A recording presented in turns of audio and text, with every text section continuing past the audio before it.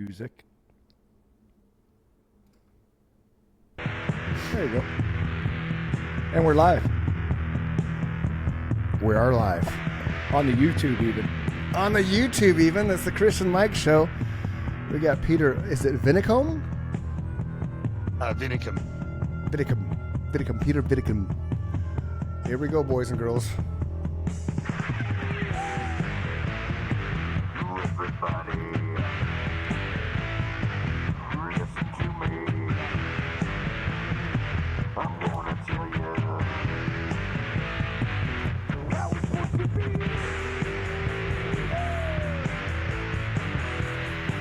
So there you have it. There you go. This is the Chris and Mike show, and we are. This is kind of cool for those of you just joining us live on YouTube, and those of you who will be joining us later on. Peter is in Australia. I am in Arizona. Mike is in Illinois. That is the power of technology in a positive way. We have traversed the international date line for the first time. And Peter's living in the future, from what I understand. It's when we're recording this. It's 3:00 on a Tuesday afternoon in America. What time is it in Australia, Peter? It is 8 o'clock Wednesday morning. Wow. So let us know what happens between now and tomorrow morning, because I would like to know. I want to know about the stocks. I want to know about what sports teams have won and lost. I want to know what I should invest in right now, so then I reap the benefits tomorrow. Okay, and then if there's anything else, we had a $70 million lotto draw about maybe 12 hours ago. okay. And what are those numbers? Give us the numbers. I'll PM them to you. Okay, cool. Because then we'll split it, man. We'll split it 3 ways. That's hilarious. Is it Australian money? It is. So that's Okay. 70 million probably. The difference is we don't pay tax on our lotto wins. Really? Which is the way it should be. Yep. So if you win 70 million goes into your bank. Okay, so what? I can't tell you how many people, Peter, that I hear say, if I were going to live anywhere else in the world other than the United States, they all say Australia. So you guys must do a lot of things right down there. Yeah, I was dragged over here when I was 12 years old. I was brought up in England, and I wasn't impressed to come over. Dad hated the cold weather. He worked on a ship and loved the heat, so we came over in '87 for a holiday, and then they said we're moving. I'm like, oh, okay, so I was brought over in '89, and yeah, I wouldn't live anywhere else. Love it. That's so cool. Really? So there, we've heard now from America, because America. This is the question I wanted to ask you. So Americans, the viewpoint of Australians, right? And this sounds totally cheesy. Like when I think of Australia, I think number one, Crocodile Dundee. Okay. I think, and this isn't me mocking anybody, but you put another shrimp on the barbie, right? Yep. Those are the 2 instant things that comes to mind as an American for Australia. That and the fact that you're on the other side of the world, right? And your toilet water goes the opposite direction than our water. I don't know if that's real or not. But I was guilty of all that until I, did some research myself, because so many people said they wanted to live there. I'm like, this has to be a great place, Right, I had right. the same initiation to Australia that you did. Okay. It's silly, and everybody Yeah. over here says the same thing, but I think he's going to say it's nothing like that. Well, and this is my question. What do Australians think of Americans in that kind of context? Like, do you just think we're all arrogant asshole, Donald Trump loving type, Go ahead. From your perspective, Yeah, Peter. from your perspective, what do you yeah.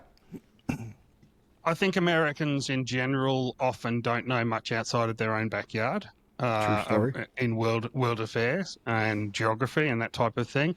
There are a lot of people that think Australia is this tiny backwards hick town, even though it's a massive country. Australians probably one of the friendliest mobs out there. We definitely have our issues. We don't have guns. There are guns for people in sporting shooting associations and in on the land, but apart from that, we don't have the worry about guns. Your police don't carry guns either? No, the police do carry guns. Okay. Yeah. So, and if I had to guess, I'd say we probably average maybe 2 to 3 police shootings every year, Australia wide. That's Two to it. three in the you know. entire continent. Yeah, yeah. Wow. There's not a lot. So Yeah. so just so people and I guess understand. it's a culture thing, though. So Yeah, I our could see police that. don't go up to people in a traffic stop and think that they're carrying. It's an extremely rare thing. I mean, there is organized Okay. crime and that sort of thing. So, there's bad players in every country, but generally it's not too bad. So you open up the can of worms about the mob. Is your mob similar to like the American mobsters that, gambling, racketeering, prostitution, drugs, all that kind of jazz, like go over and take over a city and just, bring it down into the absolute, just dregs of society? Or are they more respectful? A lot of the organized crime is what we call outlawed bikie gangs. So Oh, most okay. most one percenters of the bikie gangs are outlawed. It's actually illegal for them to band together and that sort of thing and be found in. I think it's more than 3 people and stuff like that. So there's a lot of that, and the bikie gangs are probably the most organized crime over here. But there's definitely Chinese Sure. groups and Lebanese groups and that sort of thing in different pockets around the country. Okay. Let me ask you this, Peter. From what I understand, and I've done a moderate amount of research on Australia because I'd like to go there one day. Isn't it true that the majority of the civilized population lives in a tiny part of a gigantic continent? Is that not true? Absolutely. Yeah, no, that is very true. The mainly the eastern seaboard of Australia is your most populous. Okay, if you know, yeah. roughly how many miles is that wide towards what you guys would call the outback or... Well, see, I'm in Townsville. I live in far north Queensland. So for those that know Australia, you kind of got that pointy bit at the top right. I'm sort of towards the northern part of there, but it still probably takes me another 8 hours to get to the tip. Okay. Driving. And then to get down to Brisbane, which is the capital city of the state that I'm in, is about 1,300 kilometres. Wow. Then it's about 1,000 kilometres to Sydney and about 1,000 kilometres to Melbourne. So they're your 3 major cities in Australia would be Brisbane, Sydney and Melbourne. And then across on the other side of the country, which I think it's either 7,000 or 8,000 kilometres over to Perth. Okay. Yeah. People don't realize Australia is gigantic. Right. So how many Texases is Australia? Because Texas is pretty big. I knew it one time, to be honest with you. Yeah, I don't want to guess now. I think it's like, well, I'll Google it if you got. I got one more question. So explain to the people. So now we know that everybody lives on the eastern seaboard as far as civilized society. What is the rest of the continent like from like north to south, east to west? Is it all the same or is it different? It's different, and there are pockets of people throughout. There's a lot of mining goes on in Australia. So a lot of the outback, what we call the outback towns, are pretty much around those sort of mines. And then you get little pockets, and then there's a lot of indigenous places spread throughout, and they can be. So the most remote place I've worked is probably a place called Barcaldine, and that's 6 hours inland from a medium-sized city.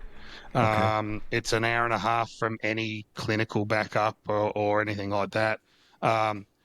Kangaroos are literally sitting in your front lawn. There's a lot of stereotypes that we catch kangaroos to school and things like that. When you're in the outback, there are kangaroos sitting in your front yard, and That's they are crazy. over here. Now, how are those people considered- living? Are they living in traditional houses? Are they living in huts? Are they poor? Do they, what kind of lifestyle are they living out there? No, normal houses. They're normal city or normal towns. Often 1,500 people would be, around 1,000 people would be sort of Okay. your minimum kind of thing. There's definitely indigenous towns that are quite poverty stricken, and they live a different lifestyle. With the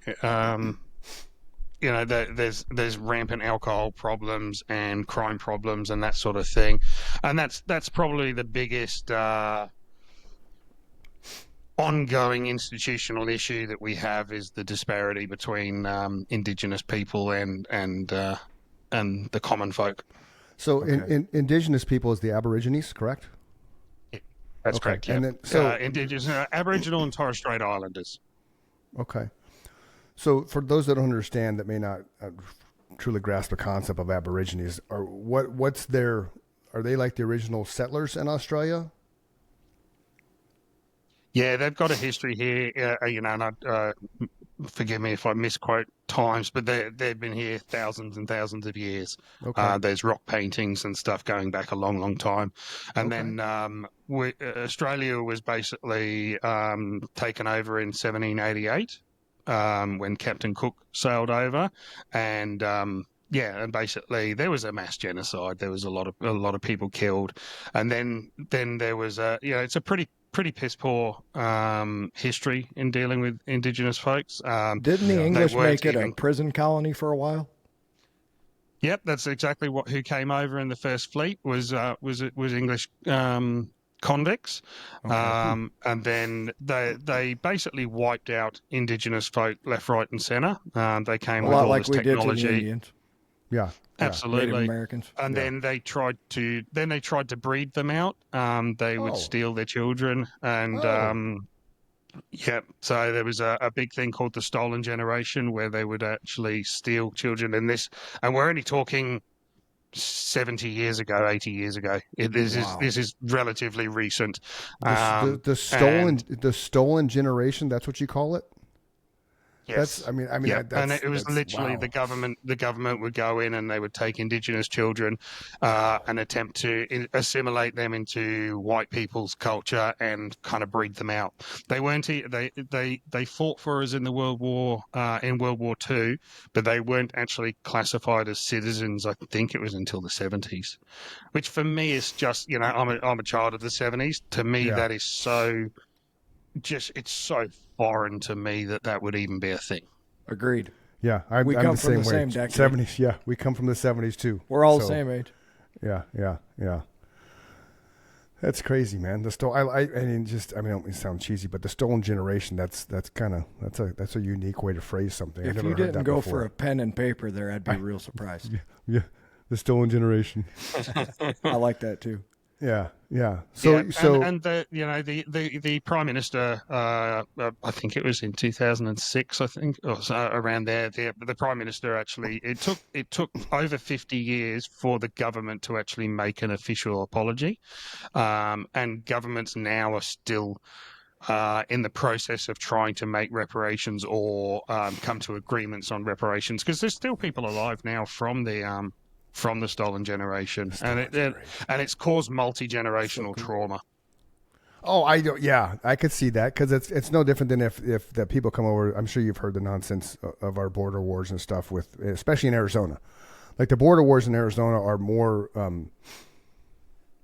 It's more prevalent than it is in Texas, than it is in California. I don't know why, but you've probably heard stories of how when they come across, they're separating the parents and the kids and things like that. And, so I can't imagine that at all. I can't imagine being separated from my kids and vice versa. So trauma, for sure, I could see how that would have a lasting effect generationally, right? Because it's just, That's why I agree with what Peter said, and I always say I'm on team people, right? The Right. whole borders and races, and we're all on this one planet together, Yeah. and we all have the same pool of resources, right? Why can't Right. we just get along, be cool Right. with each other, Right. do a podcast, Yeah. meet a guy like Peter, have a good time, I don't understand why that's so hard. If you don't like somebody, don't talk to them. yeah, exactly. What does an Absolutely. imaginary line have to do with anything? Nothing except for Les Messman's office in WKRP. So Peter, I like your smile. So you know WKRP? Did WKRP make it to Australia? I'll say yes. Right on. And not. Okay. Okay. Well, it was a sitcom in the 70s that was focused on a radio station. And one of the characters was Les Nessman, who was the news reporter, and he always wanted an office, but he wasn't allowed to have an office, so he took duct tape basically, and duct tape a space on the floor, and he would mime himself going in and shutting his door, and somebody would just walk past the line like, "Wait a minute, Peter, you have to knock," and then you'd back up and do. They're famous. The most famous scene they have is on Thanksgiving. They did the WKRP turkey drop. So Les Nessman's on the ground watching the helicopter above, pushing out the turkeys, and everybody thought they could fly, and they didn't fly. So it was raining turkeys, and it's just a whole bunch of chaos in the mob, And the last gimmick of the show, that episode was Mr. Carlson, the station manager, standing there with Herb Tarlick, the sales guy. He's like, as God is my witness, I thought turkeys could fly. It was one of the funniest American sitcoms that we ever produced. Yeah, it was great. All the different. We get most of the American sitcoms over here. We are very, very heavily influenced by American culture. So movies as well? Sorry, Chris. No, you're good. It was a good question. Movies as well? Absolutely. Yeah. Okay. So from your guys' standpoint, since we went to the media thing, do you guys have like obviously Mel Gibson came out of Australia, the Mad Max trilogy, original Mad Max trilogy, not the one, I don't know about the ones that George Miller's redoing, but the original ones were all based in Australia, correct? That's correct. Yes. Yeah. So do you have your own? I don't know how to do you have your own Hollywood, for lack of a better question, like in Australia, where you produce your own movies and TV shows and that kind of stuff? Yeah, and when Trump recently announced a tariff on movies produced outside of Australia, outside of America, that Really? could cost us hundreds and hundreds of millions of dollars. The Gold Coast is probably our number one thing. Most of the Pirates of the Caribbean were filmed in Australia. Really? I did not know that. I didn't know that either. The Matrix, Wow. the Matrix was filmed in Australia. Really? A few of them, yeah. The Marvels have input. King Kong, the Kong versus Gorilla versus Kong, that was made in Australia. No So way. there's a Love that huge movie. Australian thing, and Wow. especially in the special I effects. didn't know that. That's crazy. That's good to know. So and you've 20 years in as a first responder, basically, right? Yeah. So I've been a give us paramedic for 20 years. Yeah. Okay. So give us a little So insight. over here, as to our that. system's slightly different to yours. All our we have state-based ambulance services, and that's pretty much it. Okay. And they're not ingrained with fire departments or anything like that. So, and so to give you, and we are a very large state. So I used to work as a single officer. So I would be on call. I would do 8 days on, 6 days off, with office hours, and then be on call for the rest of the time. So you're pretty much on call for 24 hours a day for 8 days. Wow. And you are responding on your own. So you may get, in some regions or areas, you might have some volunteer first responders who will drive your vehicle so that you can treat in the back. But yeah, sometimes it can take, it can be 80, 90 kilometers down country roads to get to a place. It can take an hour and a half to get somewhere. And then it can take an hour and a half to get back to a very, something that's very much a health clinic rather than a hospital. And then often they have to get flown via Royal Flying Doctors Service to a major tertiary hospital. So that sounds like a potential crisis turning into death if it's something. That's massive, a 3-hour 'cause round trip. dude. right? Just to get to a health clinic, and then if they're severe, like so you see if you can answer this. I'm sure you can. So somebody's having a heart attack, right? So they call you up, you're 90 minutes away. You get there, they're still alive. Then you do what you can to stabilize them, I would assume, right? Yep. And then you drive them back the 90 minutes. And then if they're still alive after that 3-hour total window, plus whatever time they were suffering from this, that's somebody who would then be flown to a actual hospital? Yeah. So we do carry drugs, clot-busting drugs that we are able to give under circumstances that can clear it. I mean, they're a high-risk drug. Sure. We call it Drano for the heart. I don't know if you guys have Drano, but it Wow, basically that's dissolves fantastic. everything. Heart Drano. Yep. But the problem with heart Drano is that if you've got a clot in your brain that is kept you alive, it busts that too. Oh, no.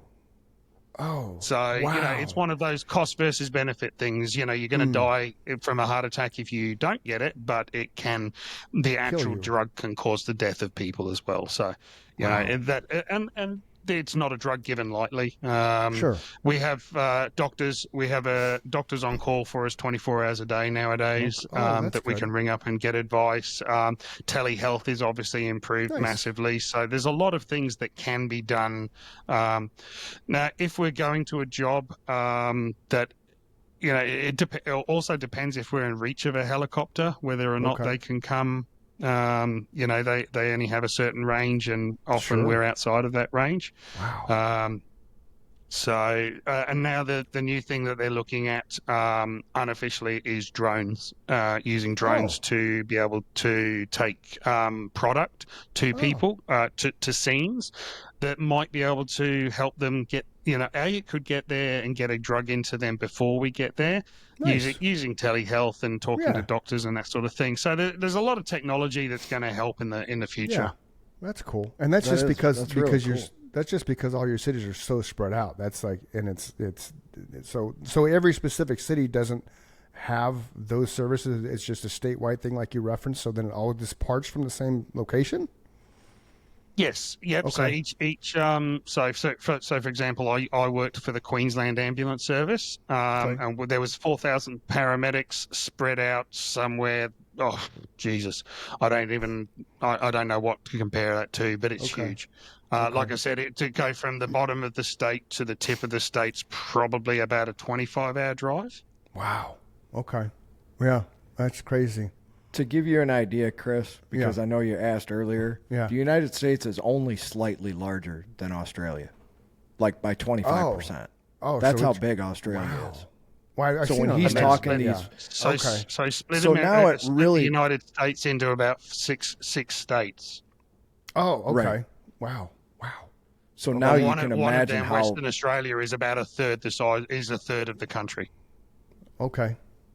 now you Yeah, can see- imagine how long it takes to get somewhere, because you know how long it takes to get from one state to the next. You'd have to go 6 states to the next state. Wow, that's insane. See, Jake, my son's a Marine, and when he was stationed in Japan, he actually got an opportunity to join the Navy for was supposed to be 3 months, ended up being 9 months. But during that time, they had, I guess you call it, ported in Australia, so he actually got to see Australia, which was cool. Of course, he doesn't share all the fun stuff with us. Just that he had a Vegemite sandwich, said it was disgusting. Yeah, I've never been able to get into Vegemite. and then he had the Fosters, which is Americans look at Fosters as Australian for beer, mate, right? And the only people that drink Fosters is people that aren't Australian. Right. That's marketing genius right there. You walk into Absolutely. that's how you can tell, right? We'll go overseas and they'll be like, "Oh, do you want a Foster's?" It's like, I don't drink that shit at home. Why would I drink it here? So the brilliance of that, when a tourist is in town, right? Because they walk into a bar and say, "I'd like a Foster's, please," and then everybody in the bar just Music tourist. stops. Okay, that's my question, It's funny Peter. actually because I live so Townsville, where I live, is a big garrison town. We've got a huge army base up here. I think it's got about 70,000 or something. Wow. No, that's way bigger because I think it's only 70,000 Australia wide.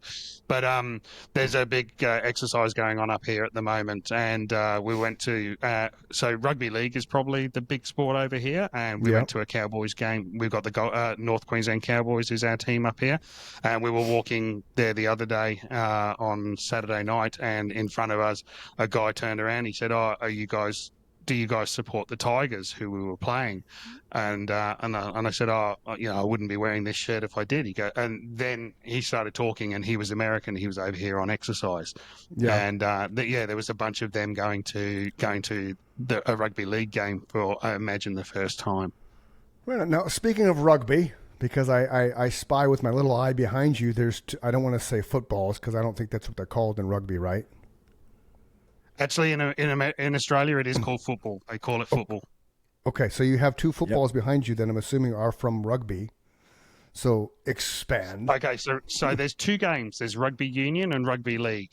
Okay. Rugby union is generally called rugby, and league is generally called footy. Okay. They are slightly different games. League has 13 people on the field at once, where 13 people in a team, whereas union has 15. Okay. And union has a much more sort of upper class history compared to league. League was the workers or the lower class game. Okay. But it's definitely on the northern coast, it's the biggest game, and in Victoria and the southern states, it's what's called AFL, or Australian rules footy. Football. Okay. And AFL, other people who don't like it just call it aerial ping pong, because you just see a ball similar shape to this, just going back and forth over a field that's nearly 200 meters long. That's awesome. So do you play rugby?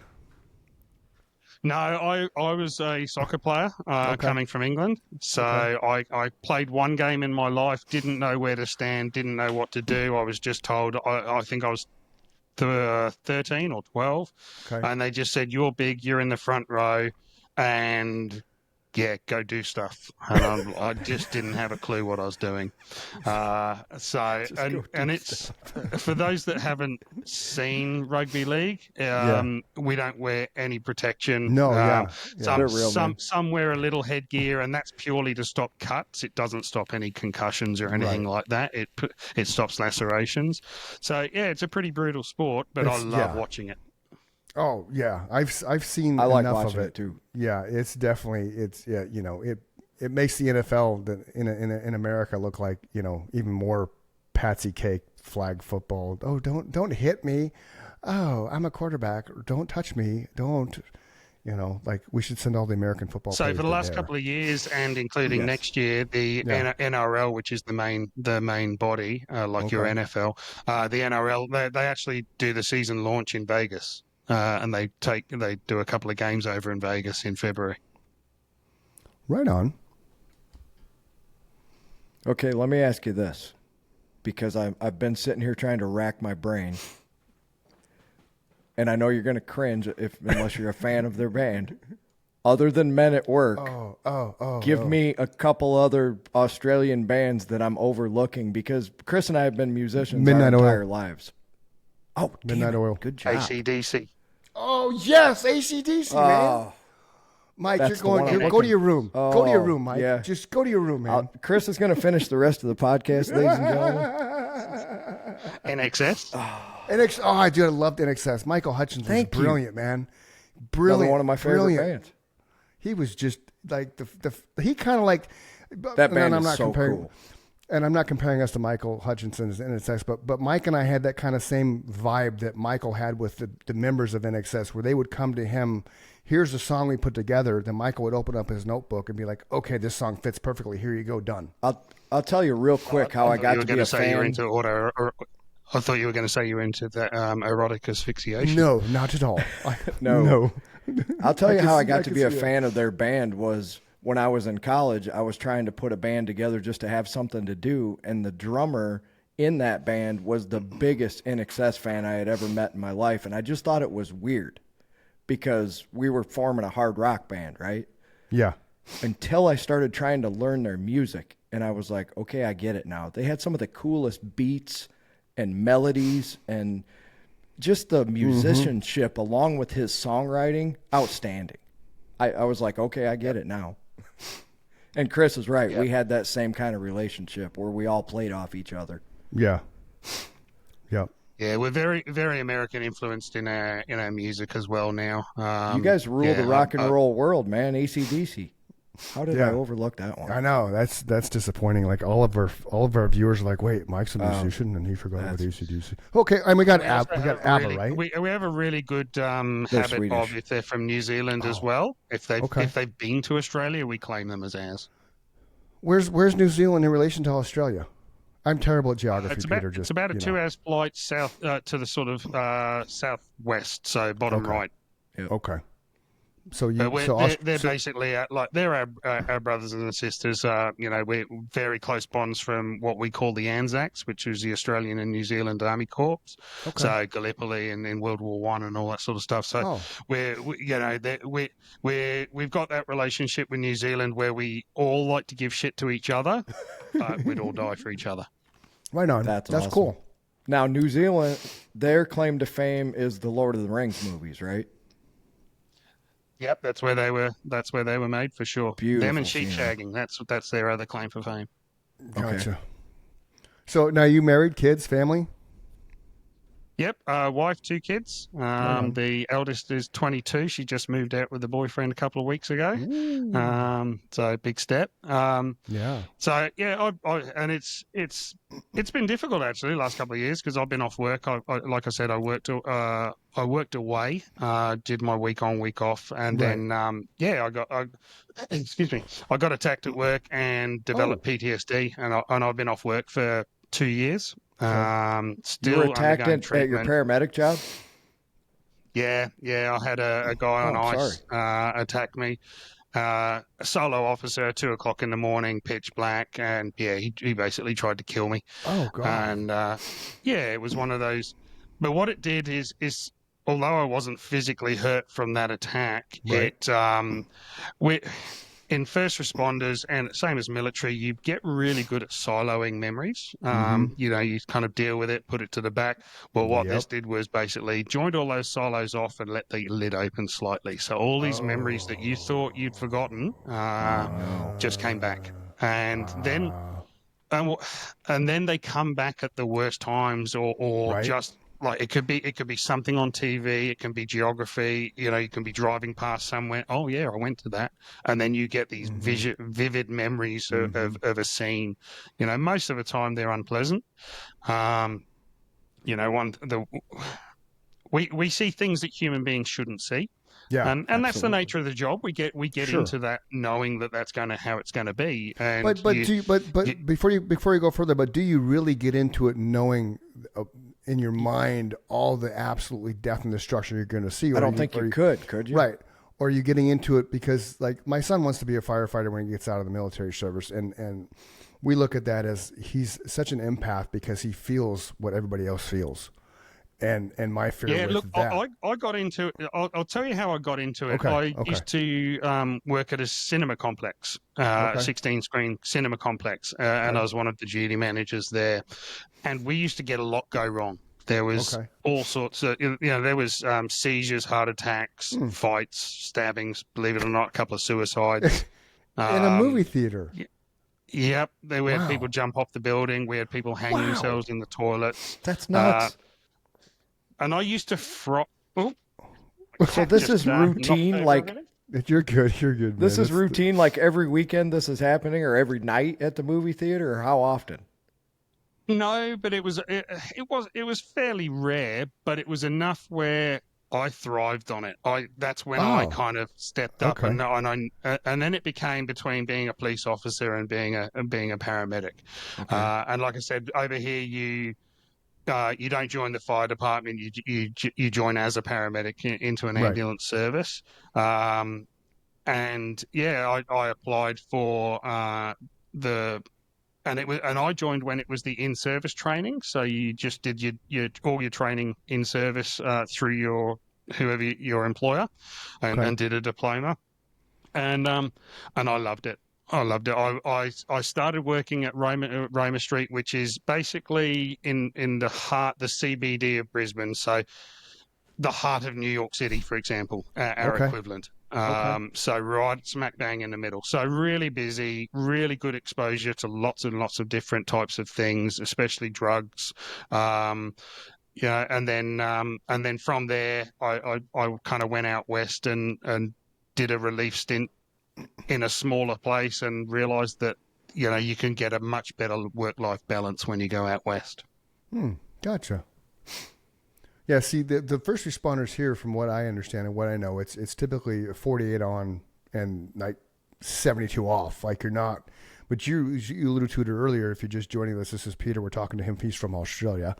He spent 20 years as a first responder, and his typical work schedule was 8 days on and 6 days off, to where he was consistently on call for 8 consecutive days, office hours. So because of that, because that kind of like, wow, that's a lot. What would be a typical day for you during those 8 days being on? So actually, it was a really good time when I was there. So let's, for example, say Barcaldine, which was a town of about 1,500 people.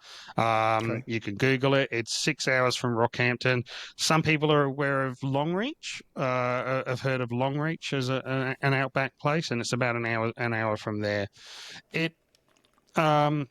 In those 8 days, I might do 10 actual jobs. Okay. Where you're going to patients. So it's not overly busy. There are others that you'll be doing 40 in that stint. It really varies. But but on an average, I'd do about 10. I think my busiest week would have been, in those 8 days, would have been maybe 30, 40 jobs, and my quietest would have been one.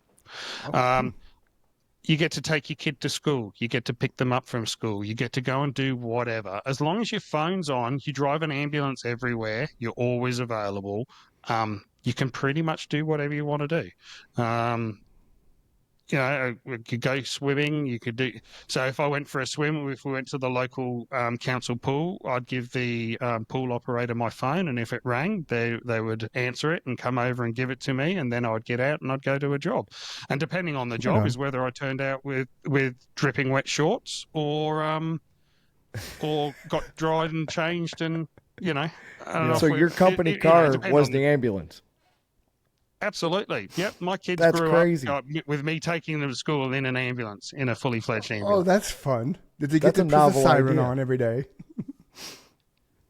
Yep, they didn't. They were so blasé about it. So when we moved to Townsville, with the kindies and stuff, where you often take the ambulance into kindy visits and that type of thing, they didn't care. Like all the other kids that thought it was awesome, and they were like, "Meh, that's just a normal vehicle. It's like That's a car." what my dad drives.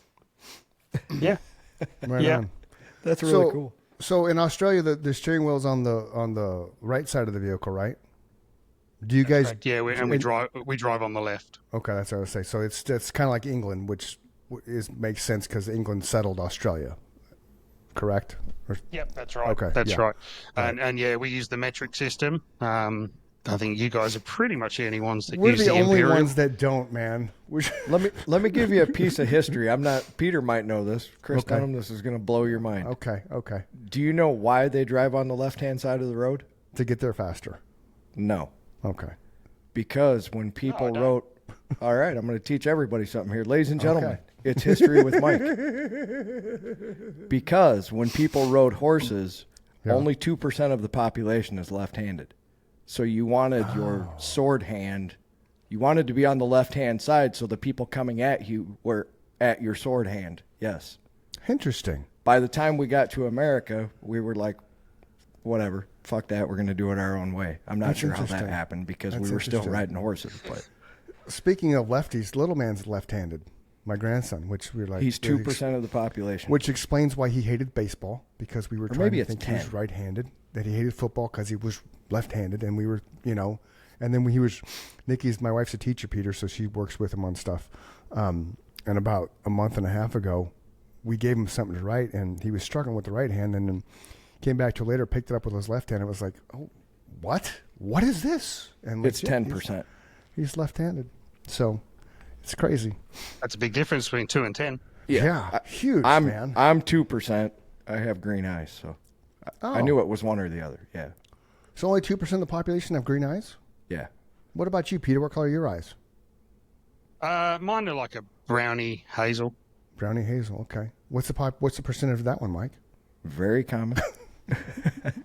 I'm technologically advanced. I got green eyes and I'm allergic to milk. There you go. So here's another fun question, and this is the stupid American in me. Did Outback Steakhouse originate from Australia, or is that just an American made up nonsense? I think it's American made up It nonsense. has to be or, American. Okay. Yeah, but I don't know. It's the name is familiar, but I don't know if it's from movies. Seeing it on movies or whether I've actually seen it. It's probably movies. What's your biggest? Well, here's another fun fact that you guys probably don't know. So you guys have Burger King over do. here. When they brought it over, that name was taken already. So Really? our Burger King is called Hungry Jack's. Hungry Jacks. I did not know that. Now let's talk food. So, like, American food's terrible. Like, I just learned that Ritz crackers are one of the worst things you can put in your body, and I've ingested Ritz crackers since I was like 5 years old. So my wife and I are about a month in now where we've gotten rid of all the bad starches, all the breads, all the enriched flours and things like that. Sunday we did decide, what the hell, let's have some pizza, and like just been paying for it for days with the inflammation in the spine and all that kind of jazz. So it's like, okay, definitely can't go back to this at all. So the food in Australia I mean, you've never probably been to America, so you probably can't compare the two, but we've heard, Mike and I have heard from people we've been on and the things that he watches and listens podcast wise, as do I, that American food is so terrible, but everywhere else in the world, the food is so much better because how it's not processed like we process food and put all the nonsense and shit in it. Is that? I mean, so Yeah. Do you guys ban all the There you go. dyes and high fructose corn syrup? I would love to say yes, but no. No. Okay. Our diet is very poor as well. Diabetes is on the way up and all that sort of stuff. We are very mishmashed with different cultures. We're a very multicultural country, so we do have a lot of Asian influences and that sort of thing. So our food is a bit of everything. And there's a lot of indigenous tucker. Well, they call the slang for food over here is tucker. There's a lot of indigenous tucker that happens, and there's more and more restaurants that are specializing in that, where they'll use berries and stuff grown in places that you don't go to the supermarket and buy these sort of things. So explain what that is. What is tucker? Tucker's just food. Tucker's just we're a mad country of lingo. Everything is shortened or has a lingo for it. So afternoon is arvo. A petrol station or a gas station that you call them, we call it a servo. Servo, okay. Like barbecue is Barbie. Yep. So that's true. American Barbie, barbecue is very much infiltrating over here. It's becoming big. Smoking meats, that type of thing. That's becoming quite a big scene. All the stuff that used to be cheap is no longer cheap. Now, you used to be able to get all your cheap cuts. Yeah. Now, do you guys eat kangaroo? Like, is that a delicacy? Yes. Okay. Yes, and it's actually one of the leanest, highest protein meats you can get. Really? It is extremely good for you. It's a very strong flavor and it's quite gamey. There is a lot of people that don't like it. Right. We make most of when we do a bolognese, we make it generally with kangaroo mince. Really? It's lower fat. Yeah, it's got like 1% fat. So now that's something you could buy at like the supermarket there? Yeah, it probably takes up 1% of the entire meat department compared to your chicken and lamb and that sort of thing. So it's not common. Right. It's one of those. I think we're the only country that eats the food that's on our coat of arms. We're not allowed to even touch the American eagle. If you have a feather in Alaska and you pick it up and it's an eagle feather, and you try to go home with it, you get shut down. Like, it's that well protected animal. So we wouldn't. Yeah, we wouldn't be eating the American eagle. But so because you guys savage. So because you guys can eat the kangaroos, if you have a kangaroo in your backyard, can you just shoot it, skin it, and process it and have it for dinner? They don't have guns. No, there are. You need licenses to do all that sort of stuff. And there's a lot of they do have parasite issues. A lot of most kangaroos die in suburbia from getting hit by cars. They're some of the dumbest animals. They'll be standing next to 20 of their dead mates, and they'll be like, and then they'll try and run in front of you. But then they'll stop, try and turn around, but they'll skid. and then you'll hit them. So they don't jump and over then the you do get a cars. lot of people that when they do hit a kangaroo, they carry their young, their joeys in Yeah. their pouches, and often if they're females, they'll often have a joey. They nearly always have a joey in their pouch, and then they keep one kind of incubated until that one moves out. And Really? then they'll start growing this next one. Yeah, Wow. that's my understanding. I'm not in any way. Well, we're going to an hold you expert. to that. You So- heard it here first from Peter in Australia. Okay, kangaroos incubate while they have one growing, and then that one leaves and one pops back up. That one leaves, pops back up. It's a non-ending cycle, like jackrabbits in the desert. They are huge when they are in the pouch. Like they'll stay in their pouch until their legs and their arms don't fit. Wow. It's I did yeah. not know You can that. you can have a look at it, and some kangaroos are massive, and a lot of them are very small. So the average one that you'll see on the side of the road nowadays, what we call wallabies, they're a smaller thing. Like 3 They feet might tall? be in your lingo foot and a half high. Oh, okay. Oh, super small. Or you can Yeah. get red kangaroos are probably standing up 9-10 feet high. Wow. They'll kick your ass. Wow. Oh shit! Yeah, they're the ones that you see. They look like they've been doing steroids. I don't know if you've seen it, where they kind Yes. of cross their arms. They got pecs bigger than Arnie Schwarzenegger, and I had to they're look nuts. them up on YouTube. I listened to a podcast where they were talking about these kangaroos. A guy had taken a trip to the outback, and he said, you can't even imagine. You have to see it with your own eyes. So I looked it up on YouTube, and I know it doesn't do it, give you the perspective, but man, they're ripped. That's crazy. They They are, look like they've yeah. been lifting weights for 10 years. So, Yep, they look so like they've been doing steroids. They sit on their back tail and they just stand up, and it's all about just intimidation. That's how insane. they win their fights. let's talk animals. Let's talk species and insects and stuff, because over here Koalas. we I got to know hear- about the koala bear. Yeah. Well, we hear a lot of things, and I just want to, like, we've heard this. Like, I saw something on Facebook within the last month where it was spider season in Australia, And they're as big as your and- face. right? And because the caption was, "No, it's not snow; it's spider season in Australia," and it looked like blankets of snow, but it was webs. But because AI is what it is now, is that legit or is that made up? That's legit, but I don't know if it's Australian. I've seen that one, Okay. and I don't know if it's Australian. I thought that might have been in some cotton fields or something. I can't Okay. remember. I have seen that same thing, and I've seen it where they set it alight and all the webs burn up. And yeah, I don't think there is a spider season. It's Okay. pretty much always spider season. There's always Okay, let me spiders ask you around. this. Uh-huh. There's another famous meme that has gone around Facebook forever, Instagram as well, where there's this gigantic, I think it's a huntsman spider, like the mother, and then there's just a million babies around her. It's underneath a bed.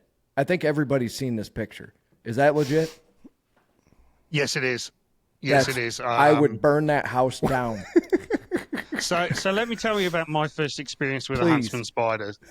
Because I came from England, and we call I don't know what you guys call them, daddy long legs, the Yes, really daddy tiny long ones. legs, yeah. Yep. So that was pretty much my experience with spiders, was daddy long legs. And I came over here and I've heard about these huntsman spiders, and they jump. Oh, Really? my God. So the first time, I've got two to tell you about. The first time I ever saw one, we didn't know how far they jump. So I didn't know if they jump across the entire room or, an inch. I got to know how far. There's me and my dad. There's me and my dad with a 14-foot fishing pole, just kind of prodding this thing, as brave Right. blokes. And Right. they run everywhere. They do bite, but then they're not venomous. Okay. But they do hurt. So this one time I was getting out of the shower, and I put on my towel, and I felt something on the back of Oh, my God. like just above the towel. And I turned around, and I had a huntsman on me, and no shit, it was the size of my palm. Oh, my God, Lift your Peter. palm. Lift your palm up. Lift your palm up so people Show can see that people how watch it. big Lift that your is. palm up. Okay. Okay. So it would have been maybe 2.5 inches across. 2.5 I would- inches spider. A huntsman I would spider. pass out. And it bit you? Well, this thing, I felt every leg, and it walked. Oh. It didn't run. It walked into the middle of my shoulder blades. It stopped. It turned around, and it Sweating. slowly walked down. Oh my And I God. tell you what, when it reached the towel went flying, and I was running around like an epileptic seal. How old were you at this time? 12, 13? Probably 14 at that time. Okay. I was almost ready to run to swim back to England. Okay, so huntsman spiders are real, and they're 2.5 inches in diameter. Yeah, they can get bigger. So I was at a friend's barbecue, and there was a large spider that went across the table, and he put an empty ice cream container on top of it. Okay. And all you could see was this ice cream container lifting off the ground God. as this spider jumped. I don't like spiders, Peter.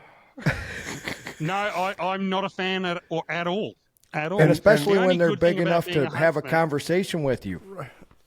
Yeah, and if they've got to get up and brush their hair in the morning and you can have eye contact, I'm just... That's not right. Yeah, it's not my thing. And they're just prevalent everywhere, as well as just certain parts of They Australia. are. He's They're got very, another- very, very... It's everywhere. And they're indoor. Okay. They're an indoor spider, so you'll often God. find them indoors. The one... But like I said, the good thing about them is they're not considered venomous. The funnel web and the redback, they're probably your two that you worry about. Don't forget funnel your web, we second don't- huntsman story. I want to hear Yeah, that. yeah. You had two huntsman stories. That was both of them. So one of us was prodding it with the fishing. Oh, I yeah, got it. yeah, Okay. yeah. I got it. Climbing on. Yeah. Okay. But you always check your shoes out and that sort of thing before you put them on. So Chris if is they've been familiar outside with that especially. because there's scorpions in Scorpions, Arizona. right. But So but we, if I- we did Yeah, the same we do get thing out there. scorpions over here as well. Okay. Yeah, and they're scorpions bigger, are- right? They're tend to like be a bit 6 smaller. inches. They're like a foot long. Your scorpions, because everything seems to mastatize in The Australia. only one I've seen here was probably about an inch long. Okay. And it was in a lounge room. I was just laying down watching TV with my foot on the ground. I was lying on the couch, foot on the ground, and Sure. And my girlfriend at the time, she just so casually, "Oh, Peter, there's a scorpion next to your foot." I'm like, "What?" And then I had a look, and I nearly shit myself because I'd never seen one before. Yeah, don't ever be that calm again when you tell me that, woman. Right. Peter, honey, darling, there's a scorpion down by your foot. Just wanted you to know. Thank you, love. But yeah, the redback spiders are a venomous spider. And they're like they're they're in the populated areas where you live. They are very much so. Oh, no. They kind of live in. Their webs are just this messy kind of Gooey. and they're often in corners and areas that you just kind of know where they're going to be. Now, how big are they? A large male would be less than a centimeter. Okay. Oh. Still. If it has a red back, you want to So- kill it. Yeah, we tend to leave them because they kill other pests. Okay. So, and that's the thing, it's a bit of a delicate thing. Like huntsmen's, I hate them with a passion, but they kill a lot of the flies and the mozzies and stuff like that. So they all kind of have a role to play. So I try and live and let live, but there's definitely times when you're like, yeah. So, snakes are another big issue. I think we've got something like 9 of the top 10 most venomous snakes over here. okay, so we have 2.5 to 3 inch spiders that aren't venomous, but that will bite you. Then you have the redback spider, which will kill you. Then you have 9 out of the 10 most venomous snakes in the world in Australia. Yeah, pretty much anything over here wants to kill you. Okay. And Mike, you really want to go to Australia? I'm reevaluating. Yeah. Do So they if we- fumigate the so- hotels? Yeah. So Right. if we go to the beach here, Okay. we actually have netted off areas because you can choose what kills you if you go for a swim in the ocean. There's crocodiles, Okay. there's sharks, and there's jellyfish.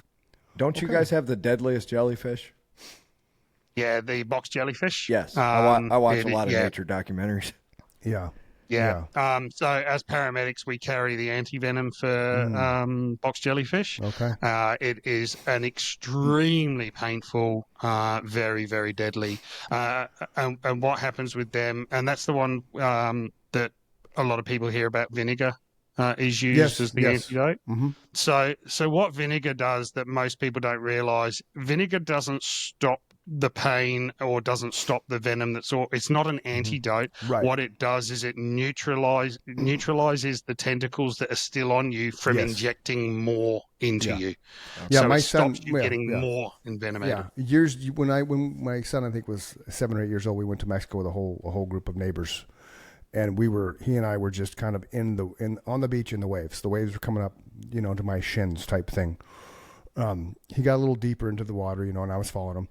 And then it felt like electric, but I was equating it to just the sea salt hitting my shins, right? I stepped on one myself, man. Right. Okay. So then my son, I'm looking at him, and he just has this look on his face, and then just starts screaming like, "Holy shit!" Like you think that Jaws is underneath him, taking half his body, right? And I reached down and grabbed him, lift him up by underneath his armpits, and just jellyfish had wrapped around the core of his like from his chest down.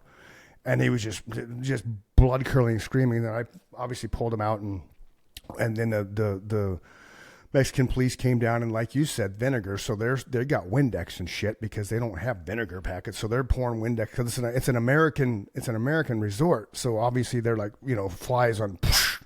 So they're pouring all this on. He's screaming. I had one on crazy. It was to the point that. It took him years to go back in the ocean. It took him probably 6 or 7 hours just to recover from the trauma of that. You know what I mean? Like I just stepped on one, and I'm not crazy about going. No, and I'm not a big fan of the ocean either. Like I'll sit on the beach and watch it. Nikki's got me to go on cruises now where we're floating on top of it. But I'm not going to go surfing. See, now the difference is, yeah. Poor Jake, he had it way worse than I did. But I still ended up with 2 holes in the bottom of my foot for years. Wow. Like they were just there. It took forever for those things to go away. But in Peter's case, we step on a box jellyfish, and you and I aren't if that happened to Jake in Australia, he's dead. Yeah. The trouble with the box jellyfish is their tentacles can be sort of 10. I think they can be longer than 10 feet. I think they can be 15, 20 feet long. And wow. So there's been quite a few deaths from those. They just cause so much cardiorespiratory issues and pain that and kids die from that as well. And then the other jellyfish that causes issues is one called irukandji. Irukandji is about the size of your thumbnail. So it's really small. Wow. And you won't actually feel it sting you, but about half an hour later, you develop what we call Irukandji syndrome, and it's a pain like I've never had it. I have a colleague who has had it and says it's a pain like you've never felt. It's a back pain that you can have as much fentanyl, morphine, whatever you want. You can have as much of that as you want. It won't touch the sides. It needs magnesium.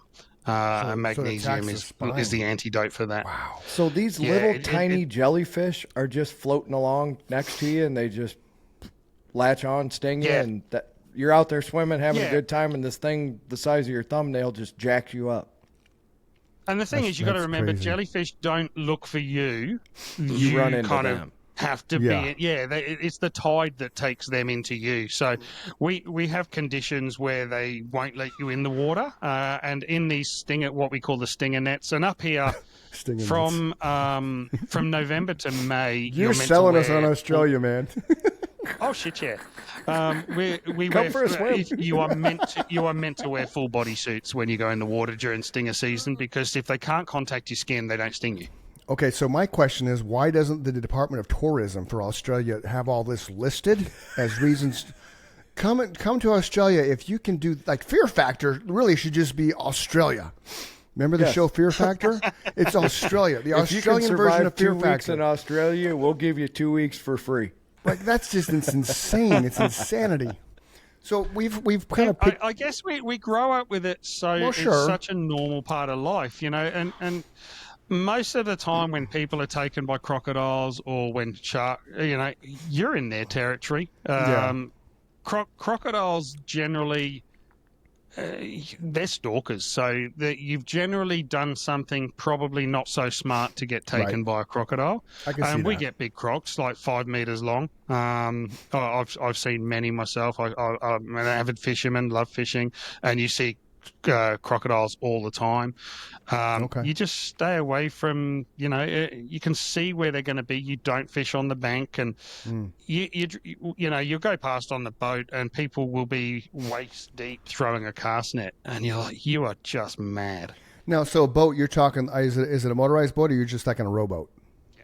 No, a motorised boat. I've got what we call a tinny. Okay. So 100 horsepower on the back. Okay, kind of like what Gilligan's Island had, SS Minnow, something like that. I'm just for relation of size because I like to when people were talking with they No, dropped 10 something. feet's pretty small. I like to get mine's about a 15-foot. Mine's Okay, about a 15-foot tinny. That's what I Gilligan's thought. Island boat would have been like a 30, 40-foot boat. Yeah, well, I was just trying to get a bearing of the size of it so people can understand because when people tell us their stories and stuff, I like to paint a little bit more detailed picture so they get a Well, let me put this into perspective for you. okay. Nobody could imagine living in the desert if they didn't have air conditioning at this This point is true. in history, right? This You is live in true. a very inhospitable climate for humanity. I do. Like you Absolutely. Yes, absolutely. Yeah. So last year we call them cyclones and they actually go the different way to the hurricanes. So not just the toilets. So they spin the different way. We had a Really? cyclone last year that came relatively close to ours. Okay, let me ask you this real afterwards- quick because now I got to know. Yep. I'm confused already. What's the difference between a cyclone and a typhoon? Typhoon is the Asian version. Oh, It's the same thing, So only nothing. the Asian version. Cyclone, hurricanes, and typhoons, I believe, are exactly the same thing. It's Okay. just where they are. It's That was just my who names them. understanding as well. Okay, okay. thank So the Asian one Yeah. you have sushi in it. The Australian one you have spiders in it, and then what was the third one? Yeah, you got Sharknado. Hurricane. and- Okay, Sharknado. Sharknado. Okay, Yeah. gotcha. Okay, now we understand. That was Okay. great. We don't get very many tornadoes over here. Yeah, I don't either. I don't either. The last year we had this cyclone go over, and the heat following it was Really? up there with the worst. We deal in centigrade. I don't know what this is in Fahrenheit, but it was about 45 with a feels like a 58.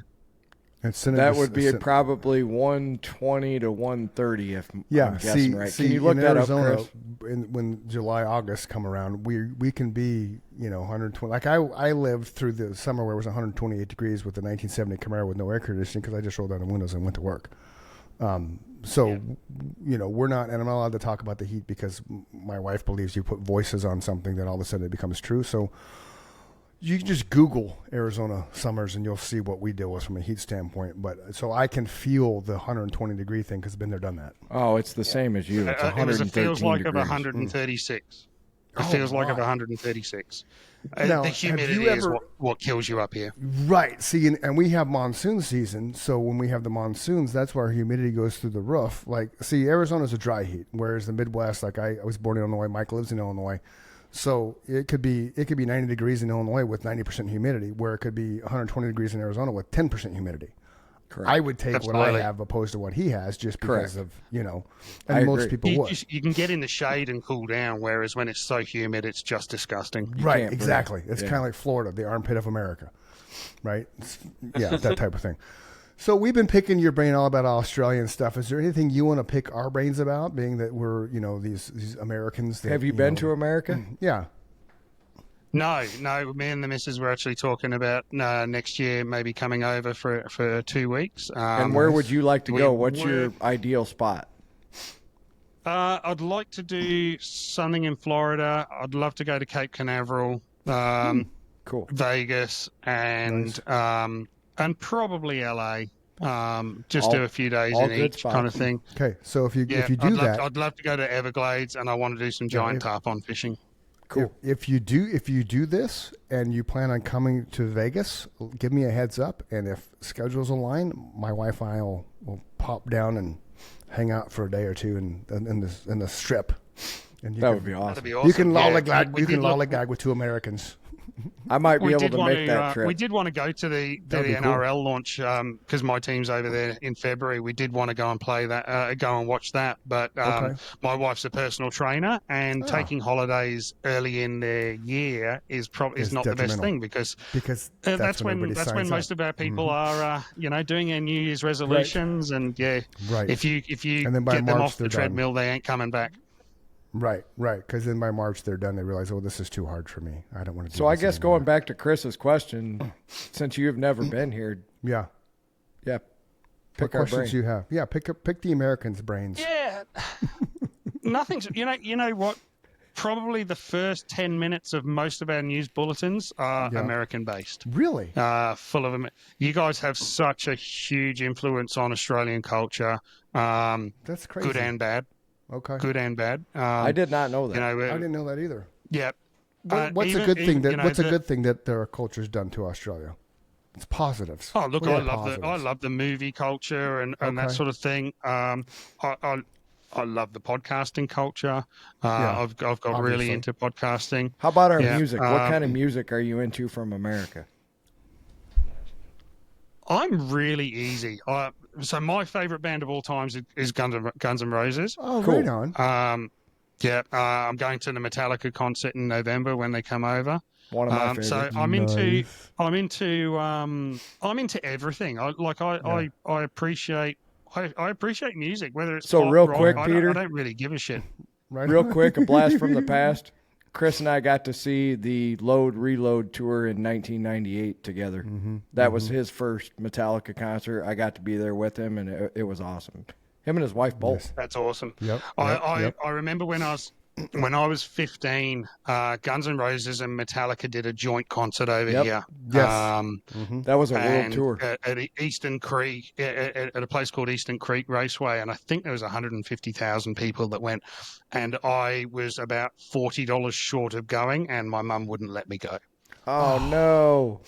Oh, I was gutted. I had And to you- wait until I think 2000 and I think it was like 2012 to see Guns N' Roses live for the first time.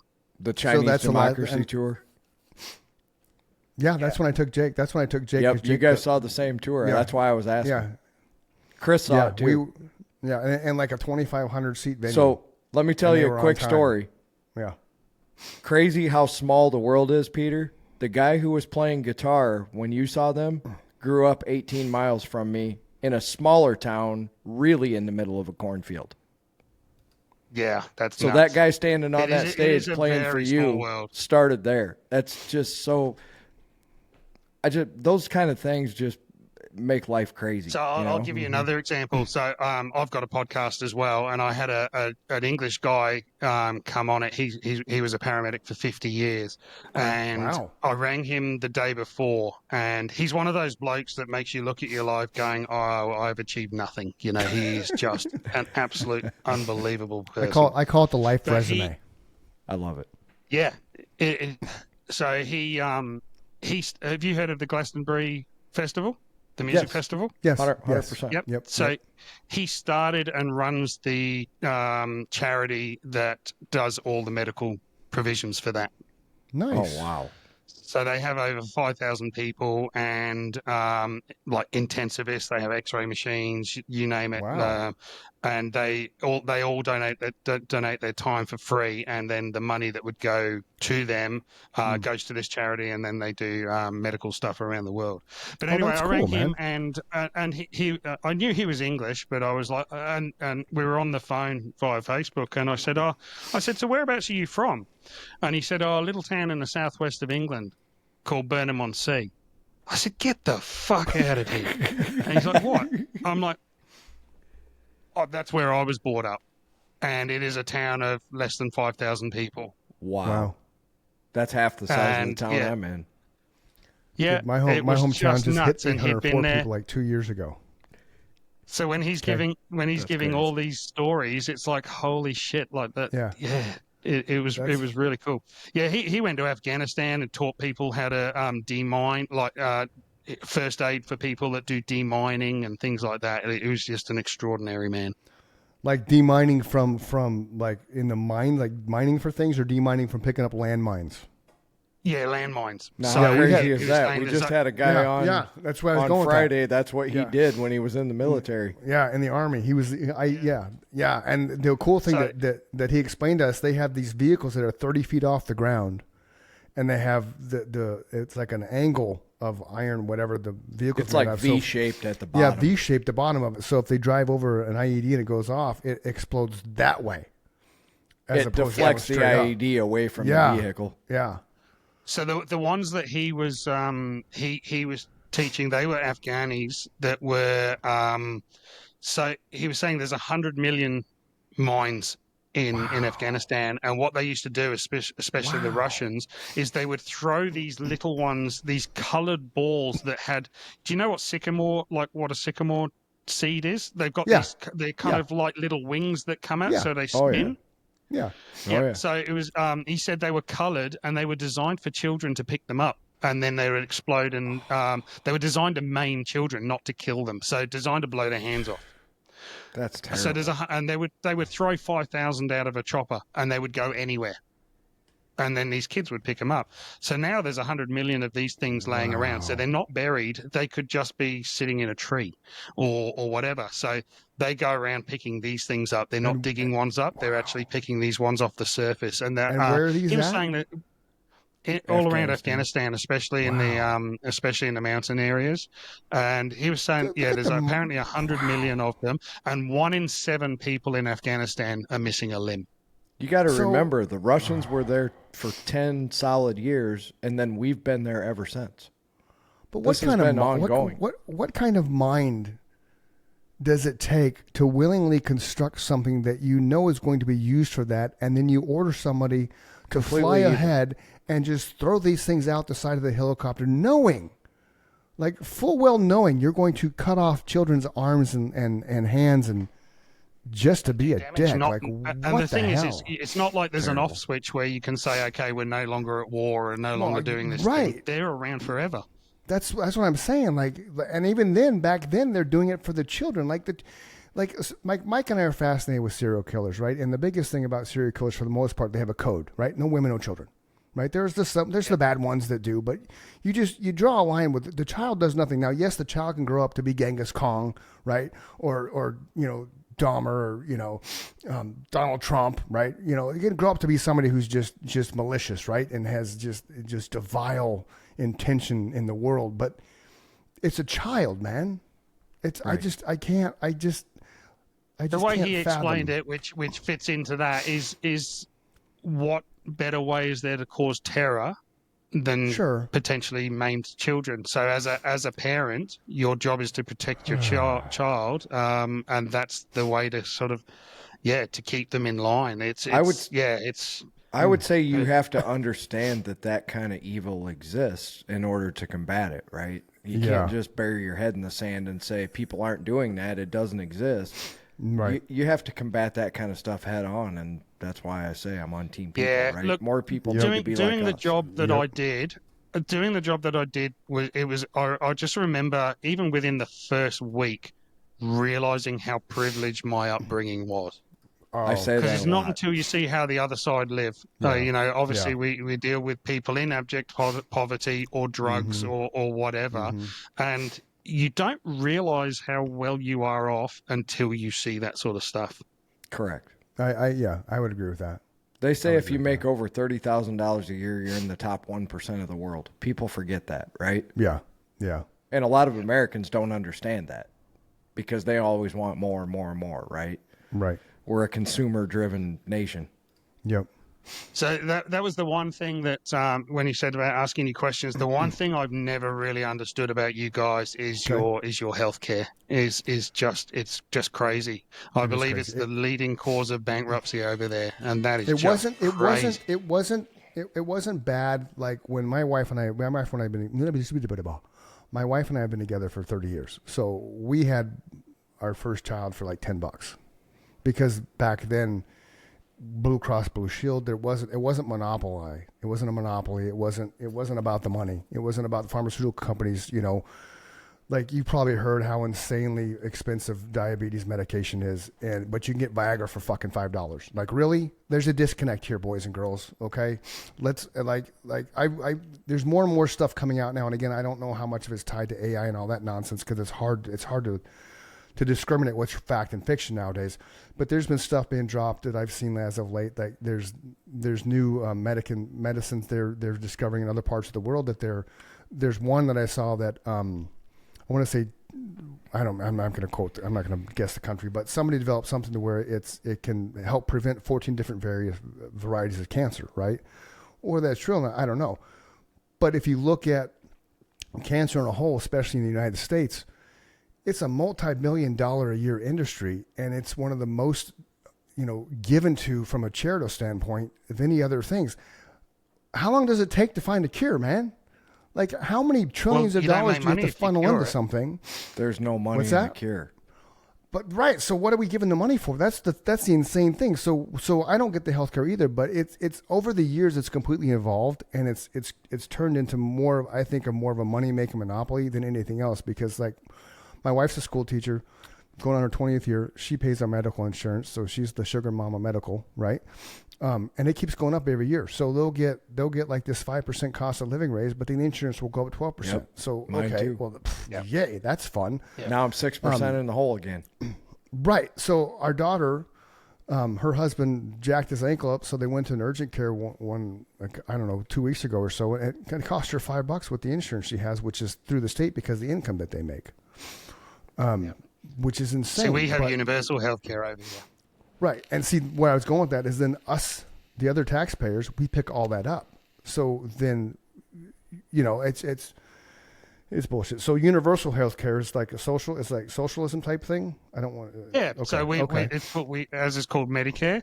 So all our hospitals and GPs. So GPs are starting more and more. In fact, it's getting harder to find one that doesn't have an out of pocket because GP they never meaning kind of raised.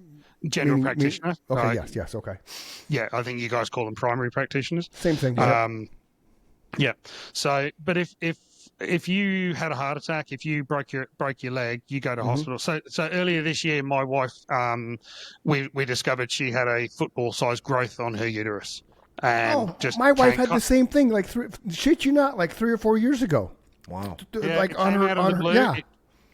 And she had an MRI done on Boxing Day, and then 6 weeks later it doubled in size, and she had to get a full surgery and full laparotic, so a full zip down the stomach and get it all out, hysterectomy, the lot. Didn't cost us a cent. Right. Okay. And anything like that. It just general healthcare doesn't cost you anything. That's now, cool. If it's an elective surgery, if you have arthritic knees and you need a knee replacement, then you might be waiting 2 years. Okay. If you have private health insurance, which we do have, and that's a choice to pay extra, you can go to a private hospital. You'll get in, but there's cost to that. So you can pay for getting. It's not better healthcare. It's generally quicker healthcare through a different system. So by paying for it, you're not stopping somebody else getting it through the public system. You're just kind of going through a privately funded one. So, but if you're sick, like I remember seeing some comparisons of drug costs for American versus what we pay. This will be interesting. I was blown away. So really. Oh, I would love to find the chart, but things that you guys were paying $1,000 for, we were paying $6. $6? Yeah. Wow. That's where our system's we've got what we call the PBS, the Pharmaceutical Benefits Scheme, and that's where the government subsidizes a vast amount of drugs. Vast amount. The maximum you'll pay for something on the PBS, I believe, is $32. Wow. So now let's talk about money. What? Keep this in mind. There's only 2 countries in the civilized world that allows drug advertising: the United States and Peter, New Zealand. Thank you. Really? So my question is this about money: $32 in Australia equates to 32. How many dollars in America? I think Do you have any idea? $32. I think it's set. I think $1 Australian is buying about 70 US Okay. cents. Okay. Cents? So 7 cents? yeah, Okay. it's so 70. So Okay. so if let's say it's $30 here, that would be let's say 40, about 40. Okay. Okay. Okay. I just perspective. That's all. That's No, interesting. sorry, it'd be about $20. $20 US the other way Okay. around. Yeah. Yeah. Okay. So I like that. I like that. We need to. Can we figure out how to make that happen here in America? Well, that's why your drug costs are so high, because every 10 seconds there's an ad on television saying, Chris, Yeah. you need this. Chris, you need this. Yeah. Mike, you need Now- this. Well, I this don't is- know how correct it is, but I heard that the pharmaceutical industry over there spends $2 billion a year in advertising. Easy. That's says it all. probably Easy. That's probably Easy. conservative. And half of it's for erectile dysfunction or testosterone, because that's all they seem to focus on is just testosterone. He's not wrong. And erections. It's like, okay, let's talk about this, let's talk about that. Why, it's ridiculous.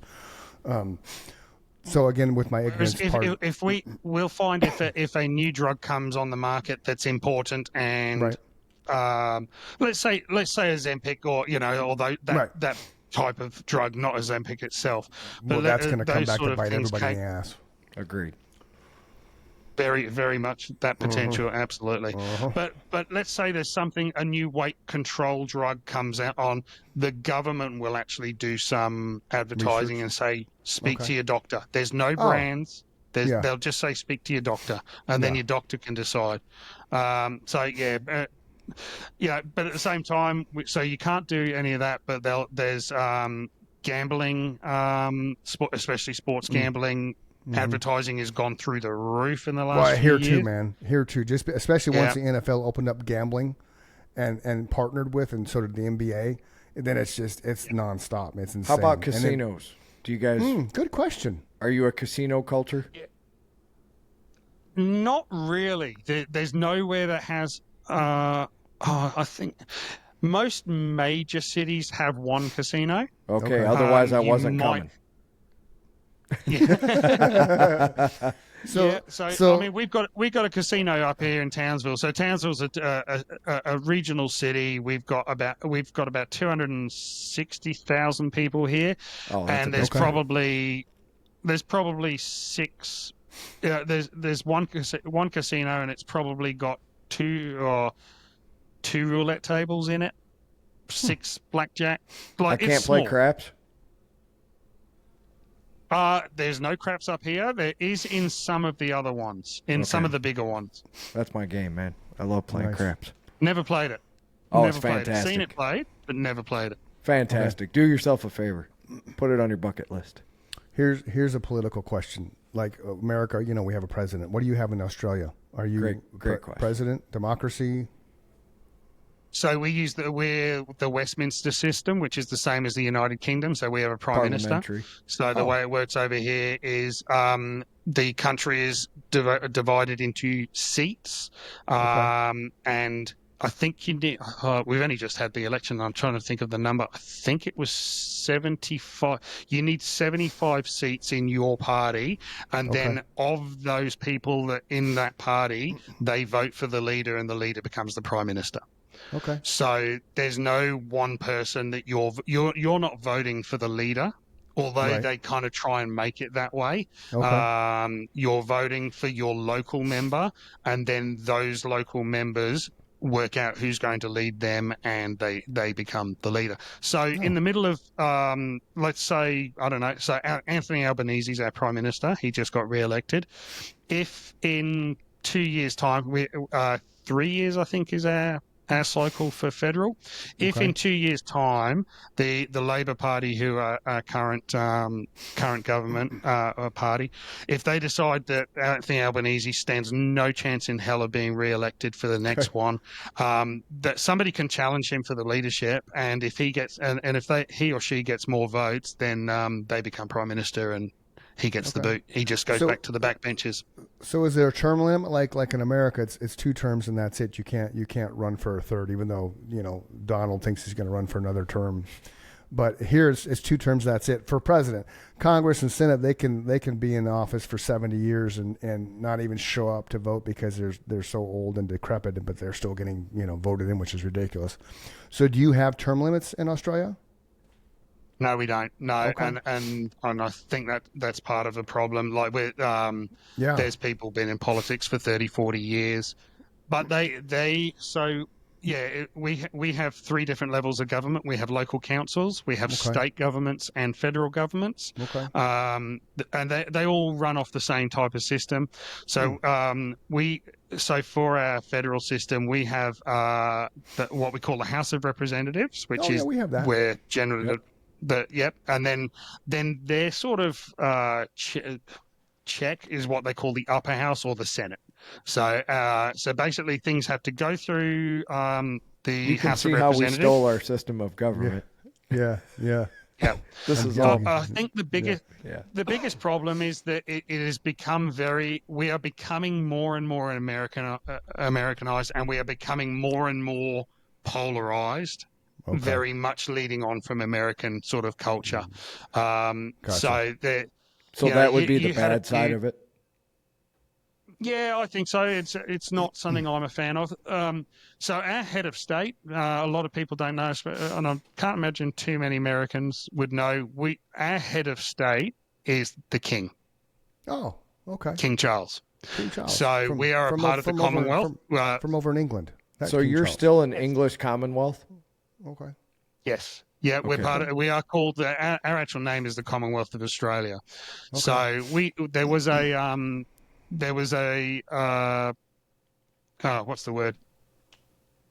A coup. There was a vote. Oh shit! There's a word for a referendum. There was a referendum probably about 15 years ago to change to leave the monarchy and become its own republic, and it got defeated. And it was simply and it was defeated simply because there was no real advantage for the cost that it would have had.